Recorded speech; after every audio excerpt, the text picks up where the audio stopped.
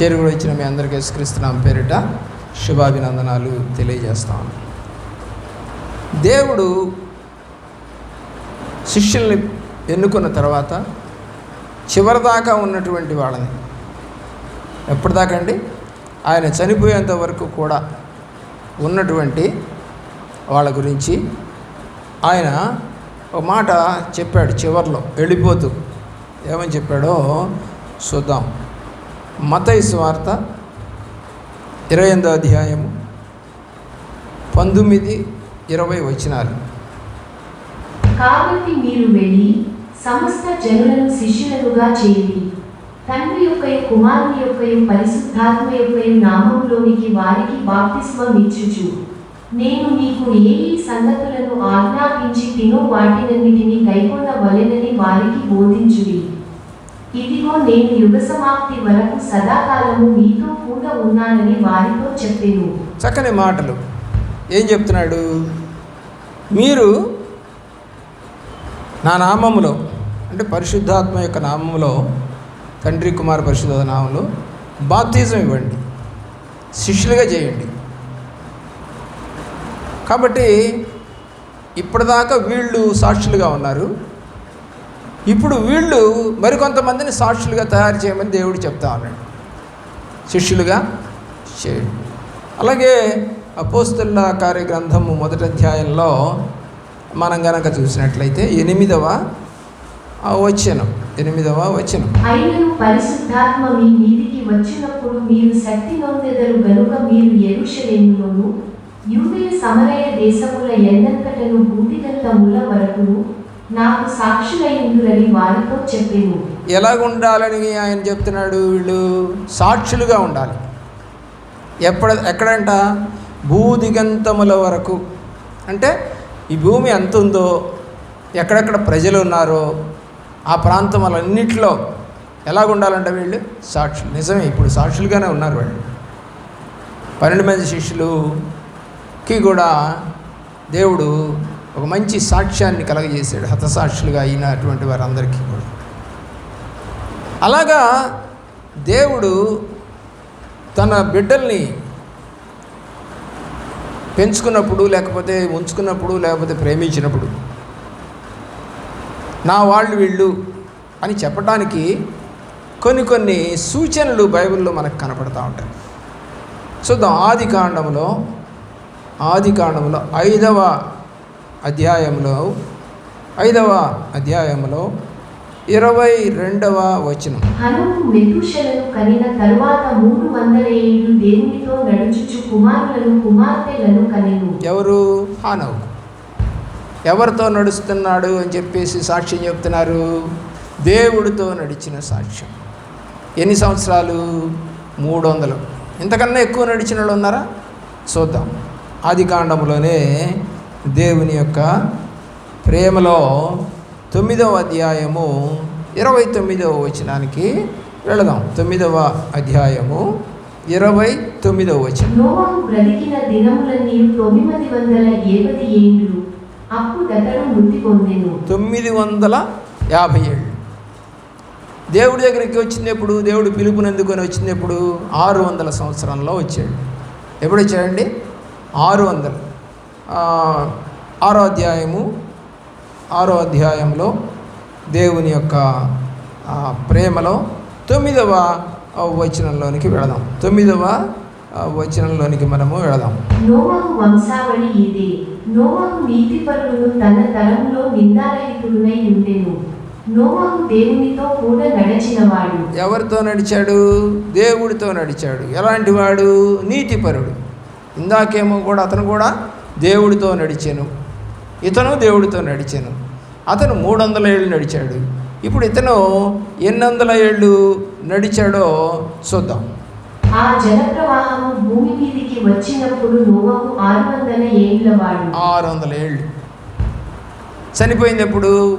950. అంటే ఎన్నేళ్ళు నడిచినట్టు? ఇప్పుడు 350 సంవత్సరాలు నడిచాడు. అంటే హనోకు కన్నా ఎక్కువ నడిచాడు. మంచి సాక్ష్యం. ఏమని? నీతిమంతుడు అని దేవుడే అతని గురించి సాక్ష్యం చెప్పాడు. ప్రియులారా, అలాగే మనం కనుక చూసినట్లయితే దేవుని యొక్క ప్రేమలో యాకోబు పత్రిక 2వ అధ్యాయం, యాకోబు పత్రిక 2వ అధ్యాయము 23వ వచనం. కాబట్టి అబ్రహాము దేవుని నమ్మెను, అది అతనికి నీతిగా ఎంచబడెను అను లేఖనము నెరవేర్చబడెను, మరియు దేవుని స్నేహితుడని అతనికి పేరు కలిగెను. ఎవరికి? అబ్రహాముకి. ఏం పేరు పెట్టారు దేవుడు? ఏమండి? నా స్నేహితుడు, దేవుని స్నేహితుడు. మంచి సాక్ష్యం. హానోకుది, అలాగే నోహుది, అలాగే ఇక్కడ అబ్రహాముది. ఆయన గురించి చాలా పర్యాయాలు బైబిల్లో రాయబడింది. విశ్వాసిలకు తండ్రి అని కూడా బైబిల్లో వ్రాయబడింది. దేవుని యొక్క ప్రేమలో దేవునికి స్నేహితుడు, దేవుడికి అతను నీతిగా ఎంచబడినవాడు, ఇతను కూడా నీతిగా ఎంచబడింది అని రాసి ఉంది 23వ వచనంలో ఇప్పుడు చదివిన మాటలో. కాబట్టి నోహు నీతిమంతుడిగా ఉన్నాడు, అబ్రహాం కూడా నీతిమంతుడిగా ఉన్నాడు, లోతు కూడా నీతిమంతుడు అని రాశాడు బైబిల్లో. దేవుని యొక్క ప్రేమలో వారి పాపంలో అతను చేరక నీతిమంతుడైనటువంటి లోతు అని రాశాడు. తర్వాత 4వ వ్యక్తిని కనుక మనం చూస్తే ప్రియులారా, మోషే దేవుని యొక్క ప్రేమలో సంఖ్యాకాండము 12వ అధ్యాయము 3వ వచనం. యెహోవా ఆ మాట వినెను, మోషే భూమి మీదనున్న వారందరిలో మిక్కిలి సాత్వికుడు. ఎవరంట? మిక్కిలి సాత్వికుడు ఇతను. చూడండి, దేవుడు భూదిగంతముల వరకు సాక్షులుగా ఉండాలని కోరుకున్న దేవుడు ఆయన పిలుచుకున్నటువంటి వారి గురించి సాక్ష్యం ఆయనే చెప్పాడు, బయట వాళ్ళు కాదు, దేవుడే చెబుతున్నాడు. ఏమని? ఇతను ఎవరంట? సాత్వికుడు. నిర్గమాకాండం చూడండి, 33వ అధ్యాయము, నిర్గమాకాండములో 33వ అధ్యాయము 11వ వచనానికి వద్దాం ప్రియులారా. 11వ వచనం. మనుషుడు తన స్నేహితునితో మాట్లాడినట్లు యెహోవా మోషేతో ముఖాముఖిగా మాట్లాడుచుండెను. తరువాత అతడు పాళెములోనికి తిరిగి వచ్చుచుండెను. అతని పరిచారకులు నూను కుమారులైన యెహోషువ అను యౌవనస్తులు గుడారములో నుండి వెలుపలికి రాలేదు. ఏంటండి? మనుష్యుడు తన స్నేహితునితో మాట్లాడినట్టు యెహోవా మోషేతో ముఖాముఖిగా మాట్లాడుచుండాడు. ఇతను కూడా ఎవరని చెప్పాలి? ఇప్పుడు అబ్రహాం లాగానే దేవునికి స్నేహితుడు, అలాగే స్నేహితుడు కాబట్టి ముఖాముఖిగా మాట్లాడతాడు. దేవుణ్ణి ప్రేమిస్తున్న ప్రియబిడ్డలారా, సాత్వికుడు ఏమండి, అలాగే మిక్కిలి దేవునికి స్నేహితుడు. మనం కనుక చూసినట్లయితే దేవుని యొక్క ప్రేమలో దేవుడు మనలను తన ఇష్టపూర్వకంగా పిలుచుకుంటాడు. నిర్గమాకాండంలోనే 7వ అధ్యాయము 7వ వచనంలోనికి వెళదాం. వారు ఫరోతో మాట్లాడినప్పుడు మోషేకు 80 ఏండ్లు, అహరోనుకు 83 ఏండ్లు. ప్రియులారా, 80వ సంవత్సరం నుండి 120వ సంవత్సరం దాకా అలుపెరగని పోరాటం చేస్తూ ఇశ్రాయేలుతో నడిపించినటువంటి వాడు ఇతను. మనకి ద్వితీయోపదేశకాండము 34వ అధ్యాయము, 34వ అధ్యాయము 7వ వచనం చూద్దాం. మోషే చనిపోయినప్పుడు 120 సంవత్సరముల ఏలు గలవాడు. అతనికి దృష్టి మాంద్యము లేదు, అతని సత్వము తగ్గలేదు. దేవునితో నడుస్తూ ఉన్నాడు ఇతను. ముసలితనంలో పిలువబడ్డాడు. అబ్రహాం కూడా 75లో పిలువబడ్డాడు. మోషే అయితే 80వ సంవత్సరంలో పిలువబడ్డాడు. అంటే 80వ సంవత్సరంలో దేవుడి మాట విని ఫరో దగ్గరికి వెళ్ళాడు. నిర్గమాకాండము 7:7 ప్రకారం. ప్రియులారా, ఆలోచన చేయవలసిందిగా కోరుతా ఉన్నాం. ఎందుకు అని అంటే వాక్యాలు వింటున్నాం, కానీ దానిలో ఉన్నటువంటి శక్తి ఏంటి, వాళ్ళు నడిచిన నడకేంటి, ఇవన్నీ మనము చూడటం లేదనేది వాస్తవం. 40 సంవత్సరాల పాటు దేవుడితో నడిచాడు. ఏమంటే మిక్కిలి సాత్వికుడుగా ఉన్నట్టు మనకి కనపడతా ఉంది. అంతేకాదు, బైబిల్లో ఇంకొక మాట అతని గురించి రాస్తుంది. నా ఇల్లంతటిలో నమ్మకమైన వాడు. ఎలాంటి వాడు? ఇల్లంతట్లో నమ్మకమైన వాడు. చూడండి, దేవుని యొక్క ప్రేమలో మనం కూడా అలాగా మరి మంచి సాక్ష్యం పొందుకునేవారిలాగా, ఎక్కడో అందరి ముందు అవసరం లేదు, మన ఇంట్లో చుట్టుపక్కల వీళ్ళు దైవని భయం కలిగిన కుటుంబము, దేవుడంటే వీళ్ళకి సంతోషంగా ఆరాధిస్తారు, ప్రేమిస్తారు, దైవ సేవకులు అంటే ఇష్టపడతారు. కొన్ని బిహేవియర్లో కొన్ని గుడ్ క్వాలిటీస్ అనేవి ఉన్నాయా? బాగా డబ్బులు ఉన్నవాళ్ళు, ఫ్యాషన్గా ఉన్నవాళ్ళు, సెలబ్రిటీస్గా ఉన్నటువంటి సేవకులను పిలుచుకుంటున్నావా? నిజంగా ఆత్మతో సత్యంతో ఆరాధించే సేవకులు పిలుస్తున్నావా? ఆలోచించి సత్యవాక్యం కొరకు మనము ఎక్కడ దొరుకుద్దా అని వెతుక్కుంటూ మంచి ఆహారం ఎక్కడ దొరుకుద్దా అని పరిగెత్తాలి. మంచి ఆహారం దొరకని చోట నేను గేదెల్ని మేపాను, గొర్రెలు మేకలు ఉన్నాయి, మాకు ఎద్దులు ఉన్నాయి, ఆవులు ఉన్నాయి, అన్ని రకాల జంతువులు మా ఇంట్లో ఉండే, కోళ్ళు కుక్కలు కూడా ఉండేవి. అయితే వాటిని మేము తోలుకొని వెళ్ళేటప్పుడు ఎక్కడన్నా కాస్త బురదగా ఉందనుకోండి, ఆ బురదగా ఉన్న చోట గడ్డిని తినవు, గేదెలు తినవు. కొంచెం పొడిగా ఉన్న చోటుకి వెళ్ళి ఆ గడ్డిని కొరుక్కొని తింటాయి. కానీ ఇక్కడ పీకితే మొత్తం ఏమొస్తుంది? బురద వచ్చేస్తుంది నోట్లోకి. అంటే వాటికి కూడా జ్ఞానం ఉందండి. మనకు తెలియదు, కానీ గేదె కాలు పెట్టడం కానీ దానికి తెలిసిపోద్ది, ఓహో ఇక్కడ నేను తినడానికి పనికిరాదు ఈ ఆహారం, తిందు. కానీ అంతకన్నా దుర్భరమైనటువంటి బురదల్లో మనం కాళ్ళు పెడతాం. అంటే పాపములు. ఎన్ని రకాల పాపాలు? ఎన్నో పాపాలు. అన్నిట్లో కాళ్ళు పెట్టినాడో ఏళ్ళు పెట్టినాడమే. దొంగతనం, వ్యభిచారం, మోసం, అన్యాయం, అక్రమం, అబద్ధాలు, ఏమండి కొండేలు చెప్పటం, ఇతరులను ఆడిపోసుకోవటం, అసూయ, పగ, ద్వేషం, ఇవన్నీ ఉన్నాయి. వాటన్నింటినీ ఏమన్నాడు గలతీ పత్రిక 5వ అధ్యాయం 19-20 వచనాల్లో? శరీర కార్యాలు అన్నాడు. మరి ఆత్మకార్యాలు 9 ఉన్నాయి, శరీర కార్యాలు దరిదాపు 15 ఉన్నాయి. దేనిలో మనం మొగ్గు చూపుతామంటే శరీర కార్యాలను మొగ్గు చూపుతాం.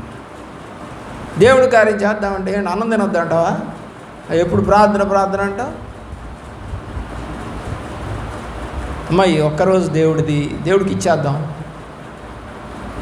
అన్నం ఆయనకి ఇష్టమైతే తిందాం, లేదు. నేను ఒక దైవ సేవకుడితోటి కొన్నాళ్ళు పరిచయం చేశాను, ఒక 5 సంవత్సరాలు. ఆయన 5 మెసేజ్లు ఇస్తాడు, 5 చోట్లకి వెళ్తాడు. ఆయన పొద్దున 6 గంటలకు మొదలేసుకొని సాయంకాలం రాత్రి 9 గంటల వరకు, 9-10 గంటల వరకు 5 మెసేజ్లు ఇస్తాడు అక్కడక్కడ. ఆయనకి ఏ వెహికల్ లేదు, నా కారులోనే ఆయన్ని తీసుకెళ్ళేవాడిని. అప్పుడప్పుడు మధ్యలో అనేవాడు ఆయన, ప్రభాకర్ నీకేమైనా ఆకలిస్తే తిను, ఫలానా చర్చికి వెళ్తున్నాం కదా, నేను వాక్యంలోకి వెళ్తాను, నువ్వు ఆకలిస్తే కూర్చొని తిను ఈ గదిలో అని చెప్పేవాడు నాకు.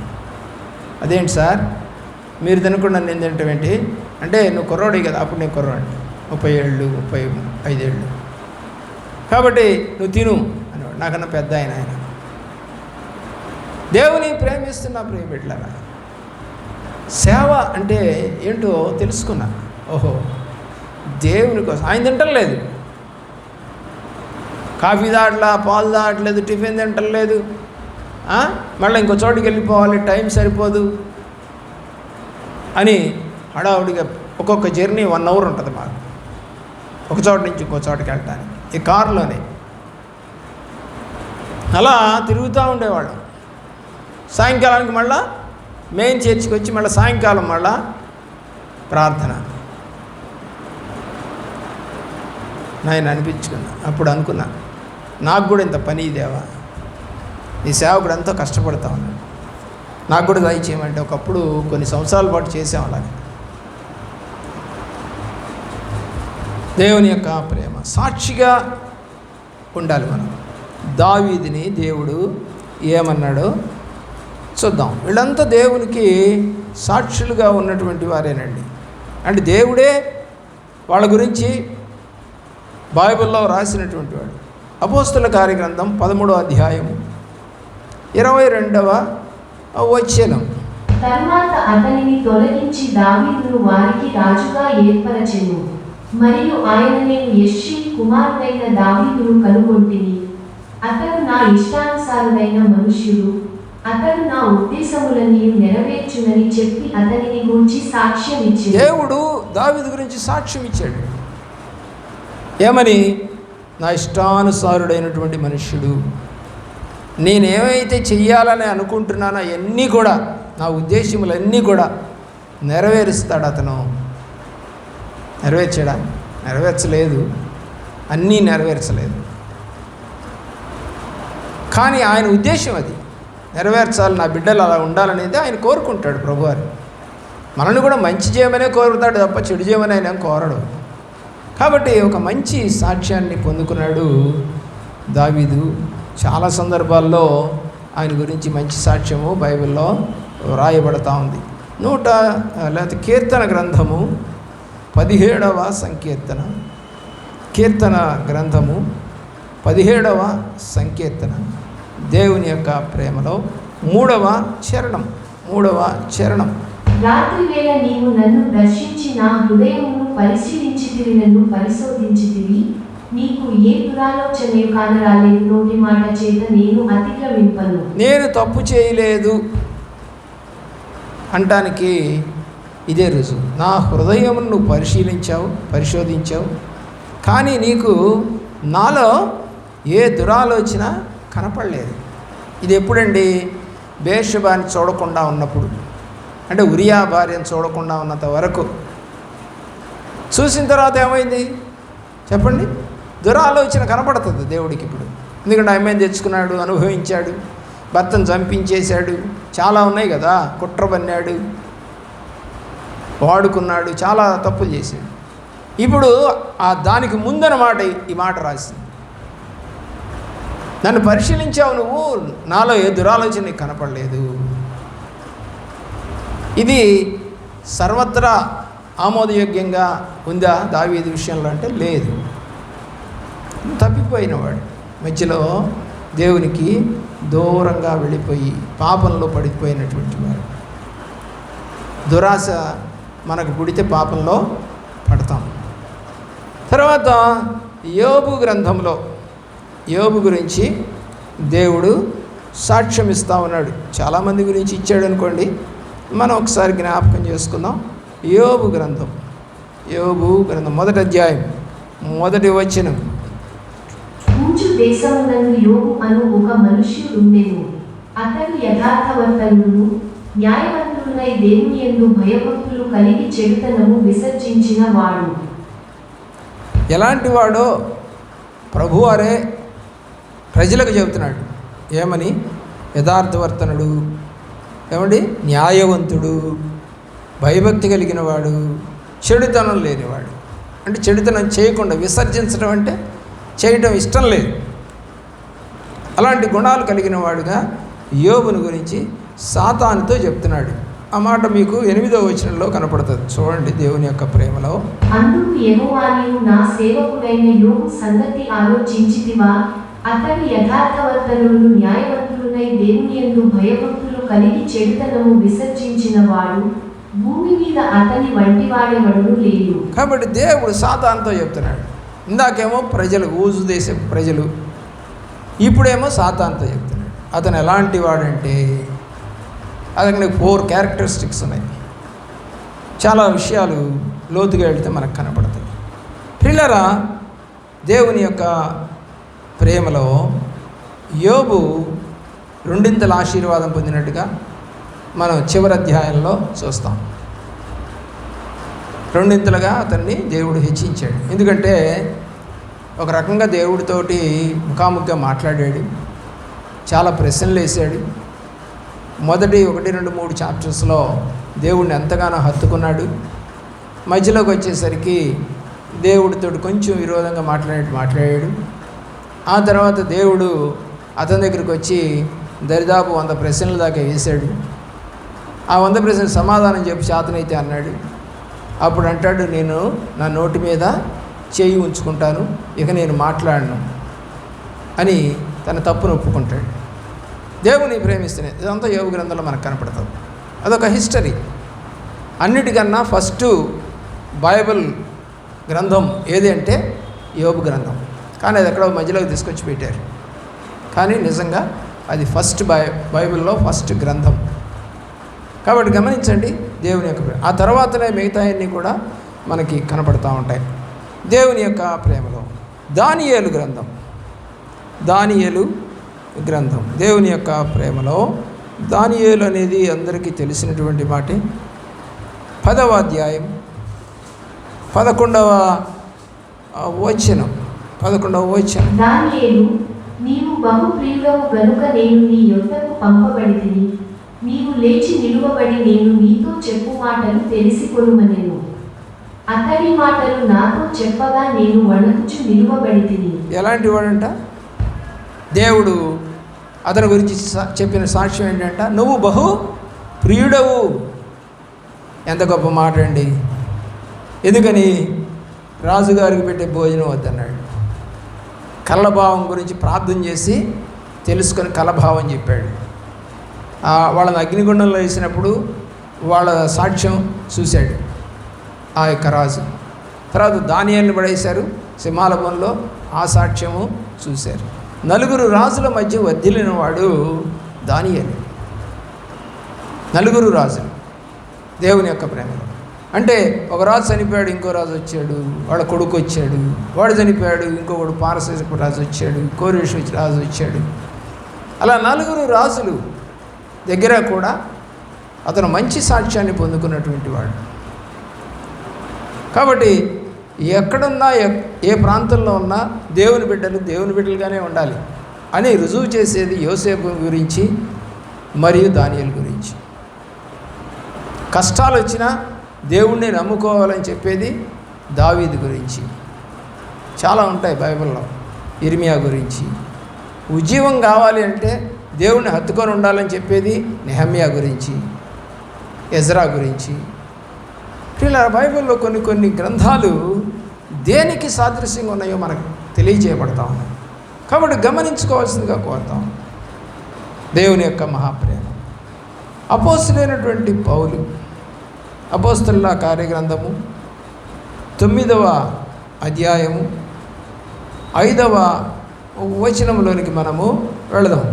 ప్రభువా, నీవెవడవని అతడడుగగా ఆయన నేను నీవు హింసించుచున్న యేసును. దేవుడు పౌలుతో మాట్లాడతాడు.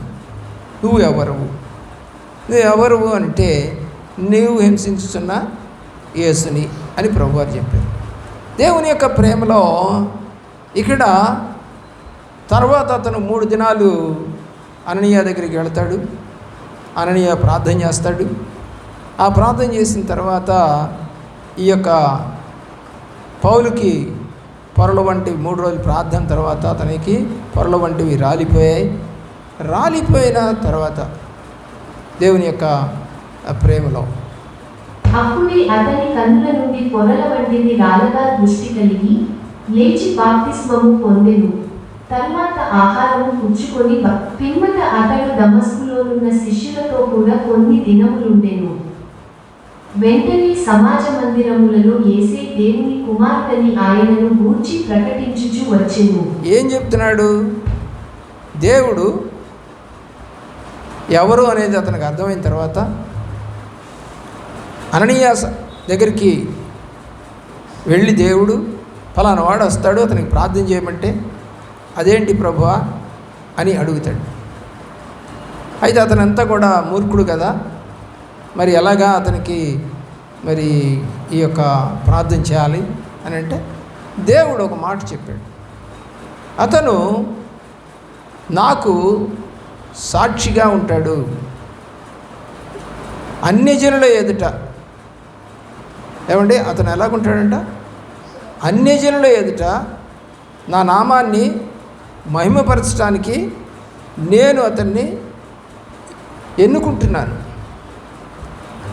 దేవుడు ప్రేమను పౌలు విషయంలో అననీయకి చెప్తా ఉన్నాడు. అననీయ యాజకుడు, దేవుని ప్రేమిస్తున్న ప్రేమ చూడండి. అందుకు ప్రభువు నీవు వెళ్ళుము, అన్యజనుల ఎదుటను రాజుల ఎదుటను ఇశ్రాయేలీయుల ఎదుటను నా నామము భరించుటకు ఇతడు నేను ఏర్పరచుకొనిన సాధనమై ఉన్నాడు. ఎలాంటి సాక్ష్యం అండి పౌలు గురించి? ఒక సాధనంగా అతను నేను వాడుకోబోతున్నా.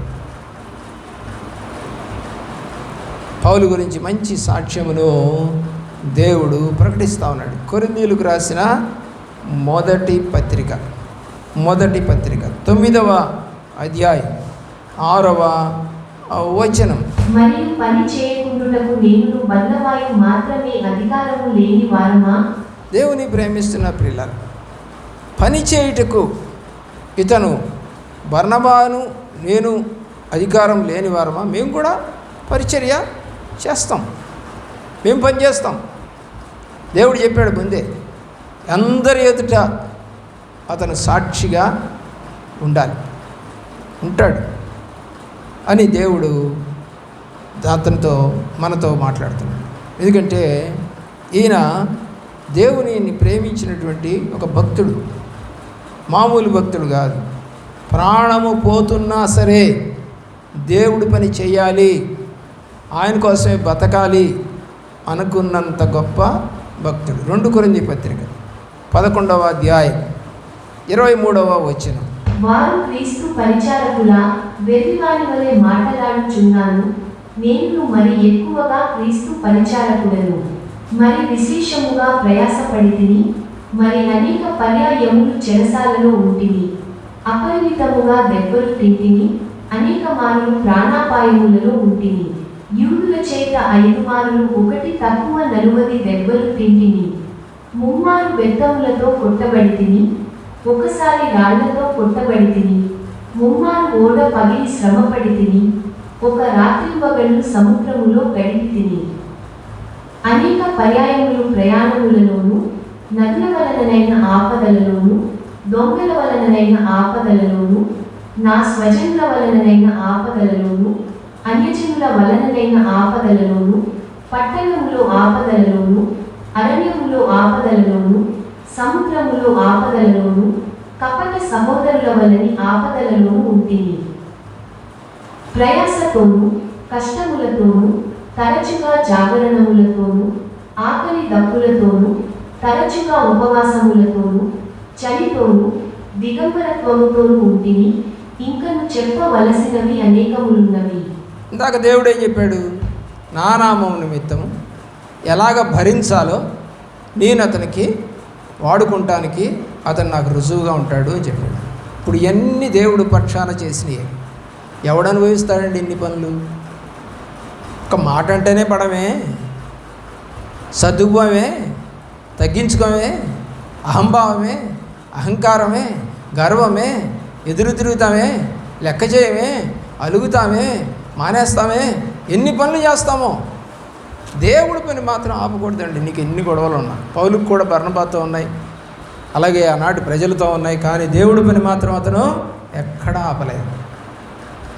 కష్టాలు వచ్చినా వెళ్తా నేను అంటాడు. అరే ఇట్లాగా నిన్ను యెరూషలేముకి వెళితే బంధిస్తారని చెప్పేసి ఆత్మ చెబుతుందని చెప్పినా సరే, బంధించబట్టకైనా సరే నేను వెళ్తానన్నాడు. అరే బంధిస్తారా, అయితే వద్దులే అలా.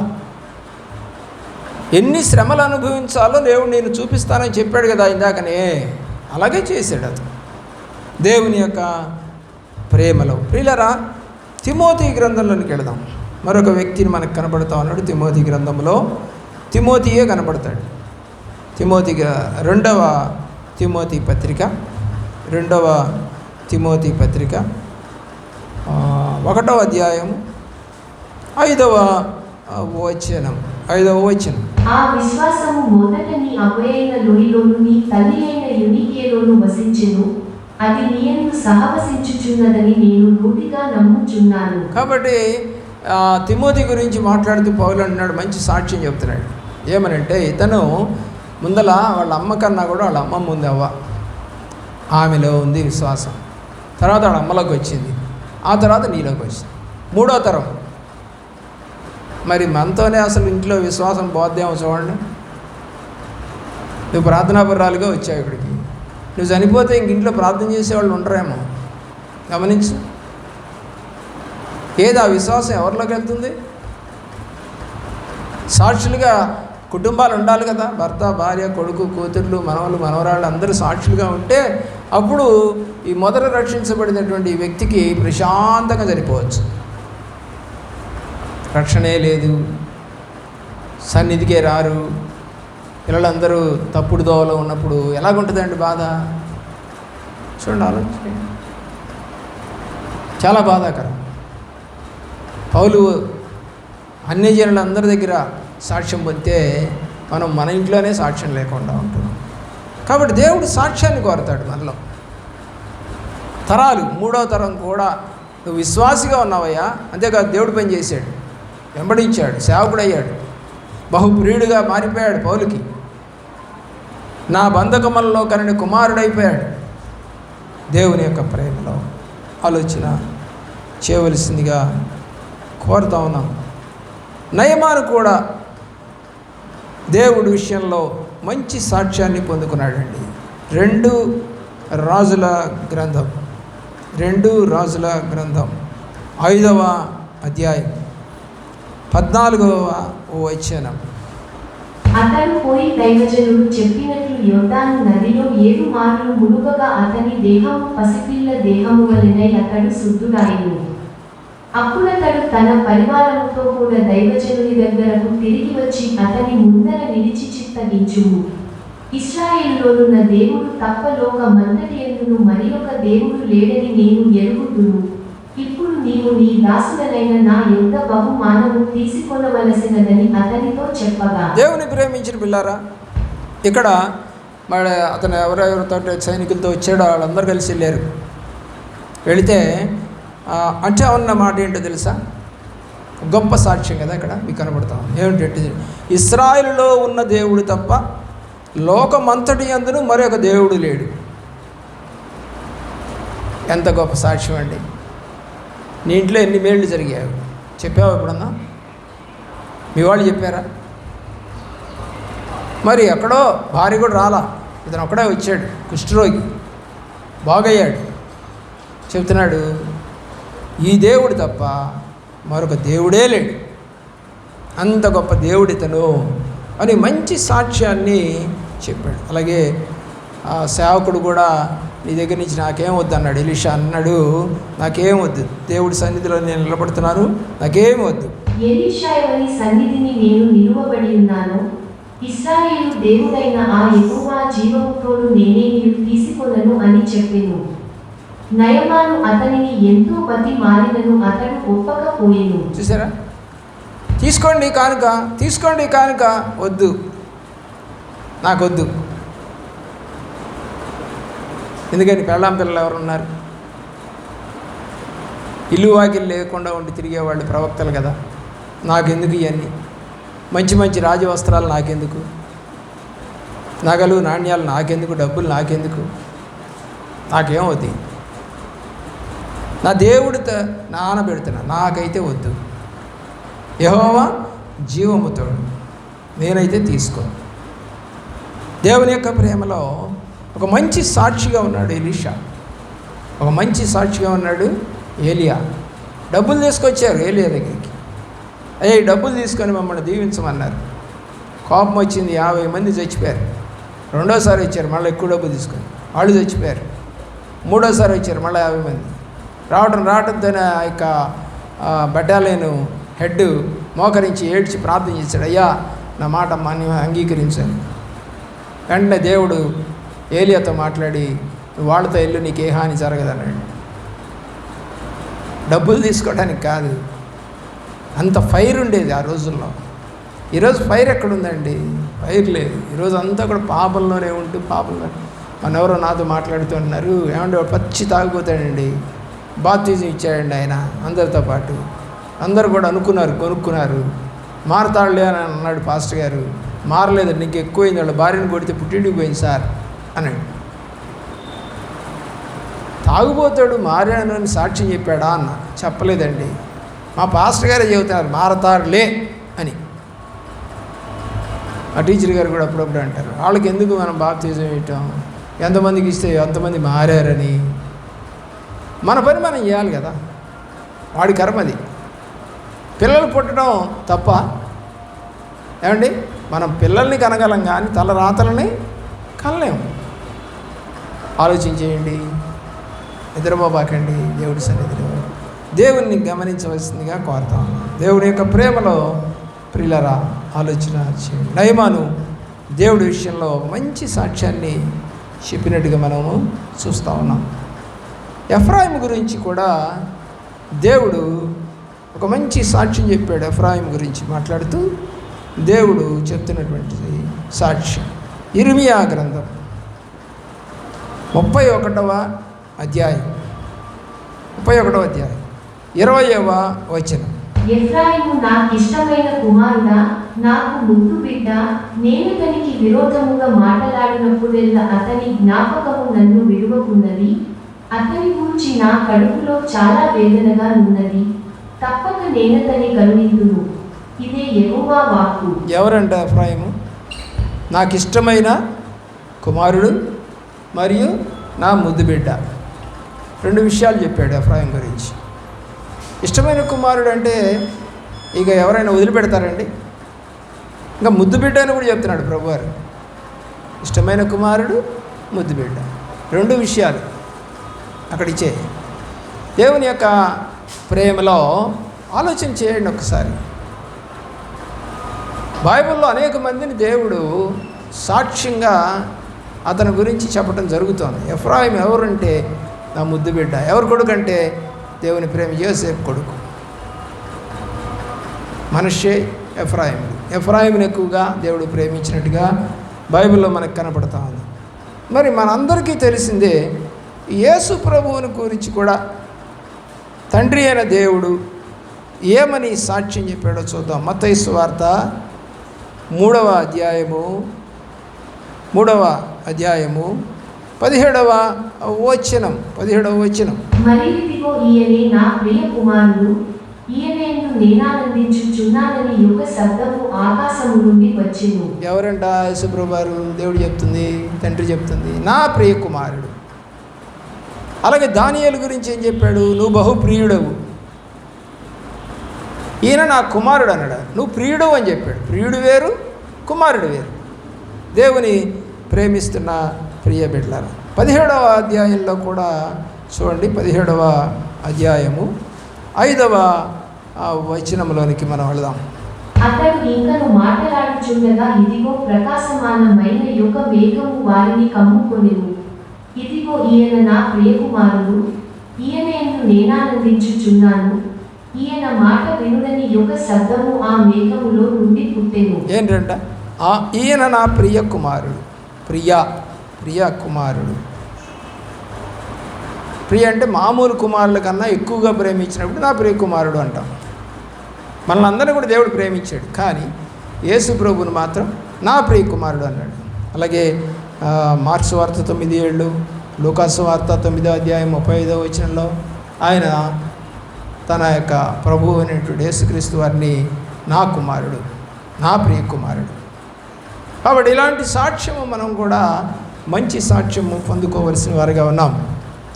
బైబిల్లో అబద్ధ సాక్షులు ఉన్నారు, కూట సాక్షులు ఉన్నారు. దేవుడు పెట్టిన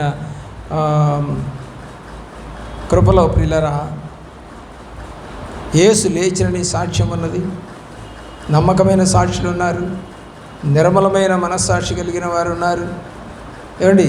అబద్ధ సాక్షులు ఉన్నారు.